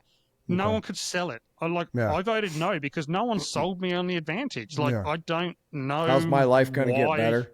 Yeah. I mean, they're there purely in, They're they're there in a ceremonial facet. That's all. Yeah, they're your big brother. They kind of watch over you. Oh yeah, England. Yeah. I mean, again, we're the most epic sporting rivals. But yeah, we the one thing I do love about Australia compared to other countries is that sporting rivals over here are fun. There's never any animosity. Like you might have a jab at somebody, but it's always done in jest. Yeah. You very rarely get fights like at that sporting events. Yeah. It is starting to sneak in with clubs that are a lot more ethnically based. So and that used to be a massive issue in soccer. So in soccer back in the day, before it became what's now called the A-League, they had clubs based on ethnicities. So they had Melbourne, Croatia, and so you were always going to have this massive fight. So they cleaned that up a lot. So the most epic rivalry and the biggest game is probably what we call State of Origin, which is Queensland versus New South Wales, which is actually what those balls are behind. Peter's got balls, and that's like your. I would call that the equivalent of your All Stars. Nice balloons, Mike. I don't know how I did Yeah, that. I was just going to say, what the hell? Just saw balloons going. It would be the equivalent of your All Stars, but it's All Stars with meaning. Okay. So it's mate versus mate, state versus state, but it's fun and it's there's never any animosity, and we don't have to worry about coming out and getting shot. Yeah, well, and that's not indicative of everything in America, because the ones of us that are adults like Mike and myself, it's a game. Yes. It is what it is. I mean, if the Giants win the Super Bowl, I'm not going to go outside and lift my neighbor's vehicle upside down, in celebration. That's just monumentally stupid. But you have that mindset still, unfortunately. But it's not something that's shared on a whole. You have Philadelphia, they're like that. Their fans are stupid like that. Well, I think there's it's- isolated incidents. Right. you know. And but that's the thing. You take the isolated. You take one small core of fans that are just idiots, and then they run it for everybody else. It's like that's why we can't have nice things, right? I Because think what you he's just- saying, though, and correct me Yeah, if I'm wrong, they Peter, don't. but that kind of stuff just doesn't happen there, right? Correct. Even Yeah, that's what I was. isolate- That's what I. okay. Yeah, but that's what I was saying. Like from I was kind of debating with him a little bit that. Well, that let me that's- also put this into that's not all of perspective for us. people. Yeah. That's also going to be a debatable issue, but I don't Sure. think so because Yeah. we have to consider the population density, right? There's True. 350 million people in the same size as how many people do you guys have? 30? 27 million. 27 Yeah. million. I was pretty Yeah. close. That's okay. So they're Our basically the biggest size city- of Orange County. Our biggest Yeah. city is, I think, maybe 5 million for Melbourne and Sydney. They're about 5 million each. Okay. So another thing that we need to clear up for our listeners and viewers, because Australia is completely upside down from us, right? Like we could dig a hole and find you. Is Christmas in July? We have Christmas in summer, and that is something I still am not used to after 30 years. Okay, so that's legit. That's so a is it great this- question. When is it? Is it December in the summer? December or is the it July? 25th. But it's in the December summer. 25th. So Okay. they do Christmas in July, and that's just Okay. a marketing gimmick so that people can Same as wear us. winter, Christmas jumpers and stuff like Okay. that. Okay. So, but yeah, our Christmas is generally seafood and sitting around the pool and playing cricket or Okay. That's crazy. or whatever. What's- It is not normal. It is to me it's really odd because I came from England when I was young. Sure. And cold Christmas is Yeah. associated with the cold in Thank every you. literature and movie. Us too. Right. Yeah. Right. I grew up that way. Yeah, me too. So, but it's like It's- 120 degrees outside, and you're hanging out by the barbecue and playing cricket. Yep. Okay. It's and drinking beer and eating seafood. There's no, some places do turkey, but yeah, it's seafood is probably our number one Christmas food now. Okay. And then all your seafood obviously is fresh because you're surrounded by ocean.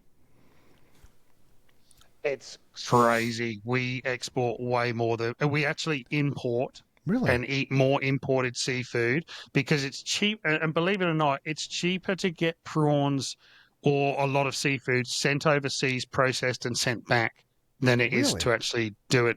Yeah, it's So you- just huh. so ridiculous. So barramundi is probably our number one most famous fish.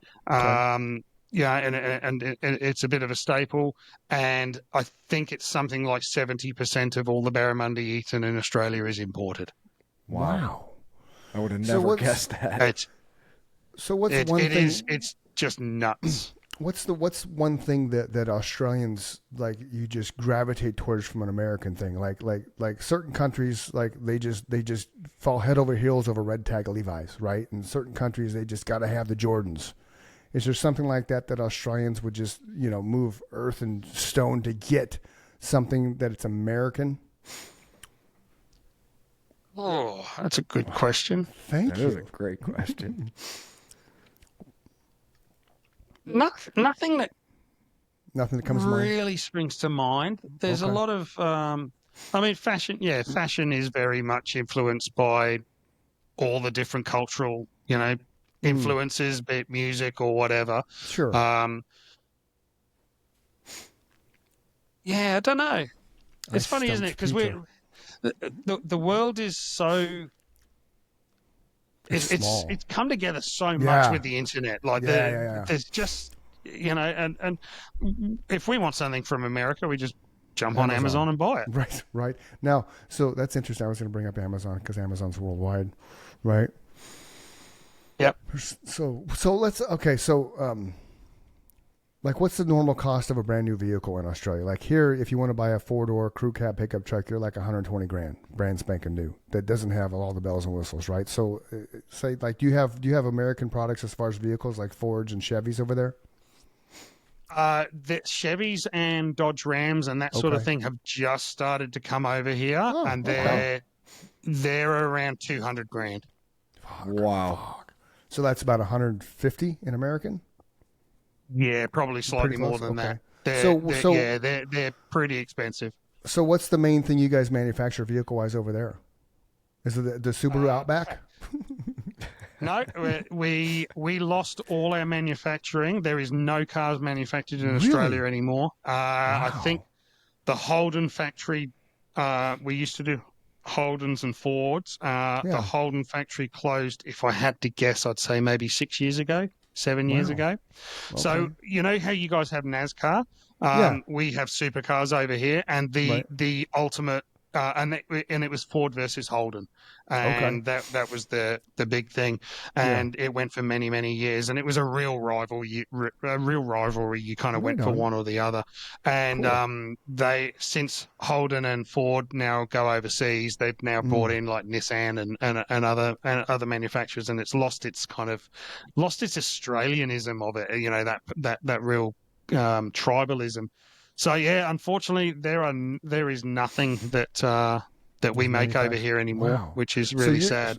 So I don't. Correct me if I'm wrong, but Trump can't control whatever you guys do from Australia to other countries. Only between us and America, right? Like he wants to tariff you from American stuff, he can do that, but you're not getting tariffed like crazy for stuff that comes from Britain or other countries around you aside from America, right? No, I think we've got free trade agreements with pretty much everywhere. All right, cool. Australia is net positive for America, so you guys export more to us than you import. So, and one of our biggest imports to you guys is steel. And it's going to hurt us with that 20% tariff. That's because it was going to be 10, and then he's doubling it to 20. Announced yesterday or day before. Yeah. So that could have some flow-on effects. But at the same time, we have such broad export partners that I don't think it's going to make too much of a difference. The difference will be the flow-on effects from America's influence on the world. So when those tariffs were first arrived and your stock market tanked as followed suit, we just went straight down the gurgler. Well, I think a lot of his thing is wishful thinking, and then he's who knows what the hell he's doing. He's a whack-a-mole. But I'm hopeful that it doesn't do because every time he's tried to do something with regards to that, we've shut it down. Yes. Like, you're not doing that. Yeah, you're not doing that. Yep, not doing that. Now, I get the China thing because China has been sticking it to us for years. So let's stick it right back to them, right? Because I have no problem with that. Turnabout's fair play. If we get charged, if any people are charging us to export import, then I'm the same. Okay, if they're going to charge us 10%, let's charge them 10%. But don't do it to Peter. Peter's been the representative for Australia as far as the Chris and Mike show goes, and he's been an outstanding representative of Australia. Yes. So let's not mess with Peter. He seems like a friendly fellow. Yes, I guess the problem with tariffs is that if I am a manufacturer over here, I probably buy a huge proportion of my things from various countries, including China. Right. They're obviously the world's biggest exporter of pretty much everything. Which I don't get that because China being that, is that just because, It's because they're cheap. Slave labor. Oh, okay. Yeah. Yep. You can do a lot when you can pay somebody 10 cents an hour. And they have little hands. Exactly. Little hands. And it's one of those things. Everybody gets on their high horse and says our iPhones or Samsung should be made in America, but you're probably going to be paying $5,000 for it. Right. Well, Apple came out and said they're going to invest $400 billion over the next 4 years so they can actually produce all of their products in America, which I think is cool, and we'll see what kind of cost that carries over to the consumer. But there's the reason why Detroit was because all the manufacturing cars that were made, right? I mean, that put the Industrial Revolution was America. That's what our foundation is. So now that everything's gone and being exported, and we're going to go build a factory in Mexico to build cars instead of in America. Well, it hurts our economy, but it boosts that economy. And then you have all the tariff stuff going back and forth. So I think it's just a vicious cycle that you just need to find a happy medium. Okay, so to play devil's advocate, do you think that would have happened if Trump didn't do these tariffs? No, I don't think so. So 100% no. Is their method? No. Is that so? It's one of those things that it could have good things for America and very bad things for the rest of the world. Sure. But it's going to take a generation or two to actually make up that difference. Oh, agreed. Well, agreed. here's what I told Chris many episodes ago when this first started. In my opinion, everybody's looking at it in reverse. They're not concerned about what the results are to you and I, because what I was seeing was stock market manipulation right before everybody's eyes. The rich got richer right there. They pulled the market down, they bought it up, and they're starting to drive it back up. The rich are getting richer, right? That's how they do it. Yep. Absolutely. Yep. Do you have stock market in Australia?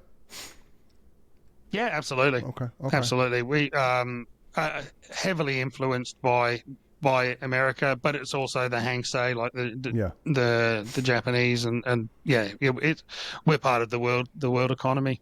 Do you guys drill your own oil and stuff? Are you self-sufficient in that aspect? We actually export. We have some of the highest gas and oil prices in the world, and we export the majority of it.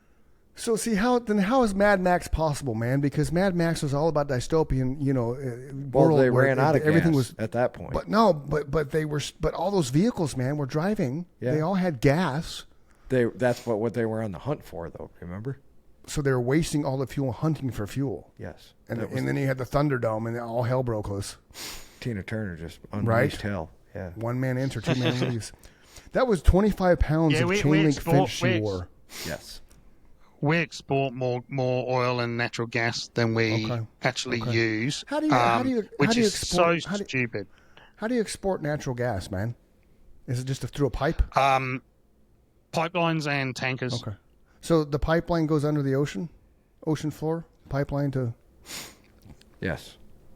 Okay. Mike says yes. Yeah, look, I don't know enough to... Yeah, I don't That's know. how they do it. And There's underground coal is a pipelines. big one as well. We do a lot of mining. Okay, cool. All right, well, boys and girls, this is the Chris and Mike Show. You can find us on Instagram, Facebook, and YouTube. This is Peter Vinicum. Did I say that right? Peter, we're going to, as far as I'm concerned, we're going to put you on our list of people to have back because Absolutely. I'm fascinated with Australia, and you've been awesome, man. Thank you so much for your time and humoring us with all our questions. And if you ever want a couple Americans on your show, we'd be glad to be guests as well. We'll be 1,000,000%. So, yeah. Absolutely. Yeah. Do you mind if I give it a plug?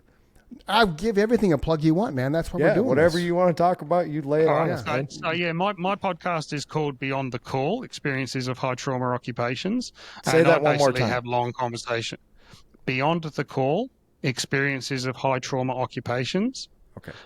And I talk to people in and around the high trauma space, so be it defence or first responders. Right. I've had a professional. I had an NRL referee. I've had an escort, a high class escort from America on there as well, because they're all trauma. Trauma is a lot more than what we see and what we think. Agreed. And the effects it can have is huge. I suffer from PTSD. I hate the word PTSD. It's, to me, it should be PTSI. It's an injury, not a disorder. Oh, nice. I like that. I like that too. Yeah.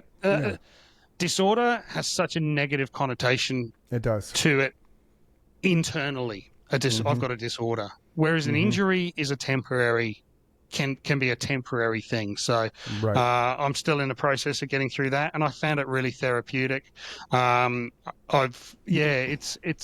long form, but it's and it's deep, dark, and can get graphic. So if you're easily I'm going to be tuning in. Offended, don't go there. But it's really therapeutic. So from a trauma standpoint, so you have somebody like I went through a fair amount of trauma in my childhood growing up. So from a vantage point, say I'd come on, we talk about my trauma and stuff. Are you somebody that certified to kind of work through the trauma with someone? Or are you just kind of sharing stories and how they adapt, recover, and survive through all of it? So what I'm generally doing is trying to get stories that, and no, I'm not certified, although it is something I'm interested in becoming. I've spent time in mental facilities myself as a patient and got a lot out of that. I get people to come in and tell their stories, and I like to try and get them to I want my audience to be able to identify if they might be Yeah. feeling or thinking something similar, and it might be Nice. enough for them to reach out and get some help. I like that. So That's I cool. go Yeah. through the emotional stuff that people go through, and because the worst feeling about any sort of mental health trauma is that you feel alone. Right. Couldn't Yep. agree with you more. Yep. You're the only person going through this. That's why we always wrap our show up with if you're feeling down, depressed, suicidal, somebody loves you, somebody's going to miss you. Make the call, go on Google, find somebody that can help you talk through the problem. If nobody else is there, you can reach out to Mike and I, because somebody will miss you. You don't create a hole in somebody's heart because you were struggling and didn't know how to deal, because everybody on some level has dealt with trauma in a similar fashion, has felt the same way at some point in time in lives, because nobody can say my life is perfect from day one, no matter who you are, what stage you are in life, what class level you are, low class, middle class, upper class. It doesn't matter. Everybody has to deal with the bullshit that everybody else has to deal with. It's just different for each person and how they carry it and how they process it. So we never let the bad days win. Somebody's going to miss you. Somebody loves you. Remember that, because that's kind of why we started this, because we're both recovering. I'm a recovering alcoholic. He's a recovering drug addict. We both had those dark periods of our life. Everybody does. But it's somebody like you, which is really cool. I didn't realize that's what your show is about, but that's fantastic, because you're helping people release that and get it out of their systems. That could be very cathartic. I know some of the stuff I've gone through getting it out. My benefit was writing and singing and performing. I was able to purge that darkness and turn it into something positive as far as that aspect of it. But a lot of people don't have that. That's a lot of people just sit there. 1,000,000% what music did for me.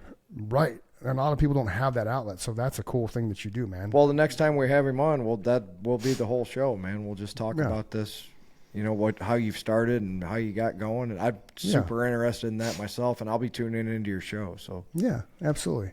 Thanks, guys. Yeah, the two words that are probably the most dangerous are worthlessness and helplessness. Yeah. There you go. If you feel worthless or helpless, if you feel those two things combined, your risk of suicide is so high that's a red flag. That's when you need to get some help. Because if we don't have things where we're going to look forward, that's your risk is just through the roof. Yeah. And I've been to so many. I've been to hundreds in my career, and every one of them is one more than needs to happen. Yeah, agreed. Amen to that, man. That's Peter. He's Chris. I'm Mike. Thank you for tuning in for Chris and Mike Show. You can find this episode on YouTube when it drops, as well as Spotify, Apple Podcasts, etc. Although we were recording this live simultaneously on YouTube, which is kind of cool. We will drop a whole bunch of information about Peter, so you can follow his podcast as well on our Facebook page. Give us a follow. Give us a like. We love you all. Thank you very much, Peter, for being here. We truly appreciate it. And yeah, let's have you on again. Thanks, man. guys. Have a great Wednesday. yes. Quickly, we gonna fly into